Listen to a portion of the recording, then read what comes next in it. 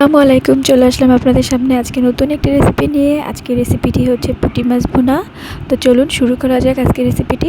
প্রথমে আমার শাশুড়ি মাছগুলো সুন্দর করে ধুয়ে দিয়েছে। এরপর আমি এটাতে লবণ এবং হলুদ গুঁড়ো মাখিয়ে নিচ্ছি। সুন্দর করে মাখিয়ে রেখে দিব একপাশে কিছুক্ষণ। এরপর একটি কড়াইতে তেল দিব। তেল দিয়ে তেলটা যখন গরম হয়ে আসবে তখন এটাতে আমি মাছগুলো একটা একটা করে দিয়ে সুন্দর করে ভেজে নিব। উল্টে পাল্টে ভেজে নিতে হবে। আমার কাছে ভাজিটাই বেশি মজা লাগে, কিন্তু আমার বাসায় সবাই ভুনা পছন্দ করে।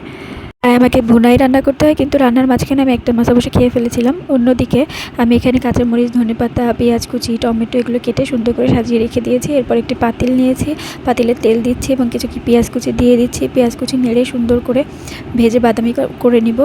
যখন পেঁয়াজগুলো বাদামি কালার হয়ে যাবে ঠিক তখন একটু টমেটো দিয়ে দিব। টমেটোর উপরে আমি হলুদ গুঁড়ো, মরিচ গুঁড়ো, জিরা গুঁড়ো, ধনিয়া গুঁড়ো, একটুখানি রসুন বাটা, একটুখানি পেঁয়াজ বাটা দিয়ে ভালো করে মাখিয়ে নেড়ে চেড়ে নিচ্ছি। এরপর একটু গরম পানি দিয়ে হালকা একটু গরম পানি দিয়ে আমি মশলাকে কষিয়ে নিব, যাতে টমেটোটা গলে যায়, আস্ত না থাকে, একদম যেন মিশে যায় মশলার সাথে। এরপর আমি কিছু কাঁচামরিচ দিয়ে দিচ্ছি। কাঁচামরিচ দিয়ে নেড়ে চেড়ে ঢাকনা দিয়ে ঢেকে দিব। এরপর আপনারা দেখতেই পাচ্ছেন মশলাটা সুন্দর করে কষা হয়ে গিয়েছে। এরপর আমি পরিমাণ মতো গরম পানি দিয়ে দিচ্ছি। গরম পানি দিয়ে রেখে দিব।